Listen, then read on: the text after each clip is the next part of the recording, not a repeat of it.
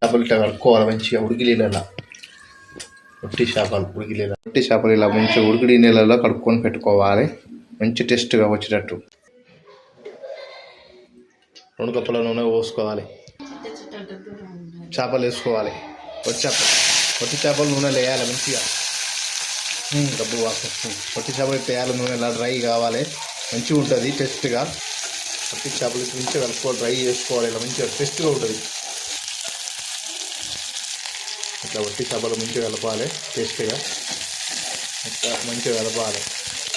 Stove చిన్నగా పెట్టుకోవాలి, మాడుకుని మంచిగా టేస్ట్ ఇలా కలపాలి. నూనె డ్రై అయినాక పెట్టుకోవాలి, నూనె పడేయాలి, డ్రై చేసుకోవాలి. నూనెని అలా నూనె పోసుకోవాలి, కొన్ని ఆవాలు పోసుకోవాలి. నూనె కాగాలి. జీలకర్ర కూడా వేసుకోవాలి, మిరపకాయలు వేసుకోవాలి. ఇలా ఉల్లిగడ్డలు మిరపకాయలు వేసుకొని కలపాలి. ఇప్పుడు కలుపుకోవాలి మంచిగా. పొట్టి చేపల కూర చూస్తారు కానీ సబ్స్క్రైబ్ చేస్తారు, లైక్ చేస్తారు ఫ్రెండ్స్, చేయాలి మీరు కూడా. పసుపు వేసుకుంటున్నాం, పసుపు ఒక్క చెంచాల 2 చెంచాలు చిన్నవి వేసుకోవాలి. బాగా వేసుకుంటే మన షేర్ అవుతుంది బాగా.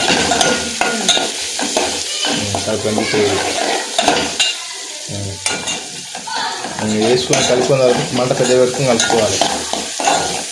ఇంకా ఉప్పు వేయవా, కొంచెం ఉప్పు వేయాలి అలా లైట్గా, ఎందుకంటే మిరపకాయలు ఉల్లిగడ్డ మంచి టేస్ట్ ఉంటుంది, కారం కూడా మంచిగా ఉంటుంది.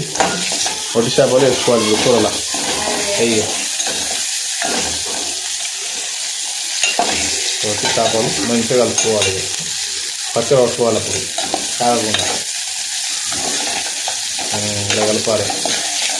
ఇది డ్రై చేప అంటే ఫ్రై చేప అనమాట, ఫ్రై చేసుకుంటాం అన్నమాట. రోస్ట్ ఇలా చేసుకుని కానీ గమ ఉంటుంది కూరలో. లుగు కన్నంలా వేసుకోవాలి, ఒక చెంచాడు చిన్నగా వేసుకుంటే కలుపుకోవాలి. టమాటాలు వేసుకోవాలి అలా, ఇక టమాటాలు వేయాలి అలా, బాగా టేస్ట్ ఉంటుంది. టమాటాలు వేసుకోవాలి, టమాటాలు వేయాలి,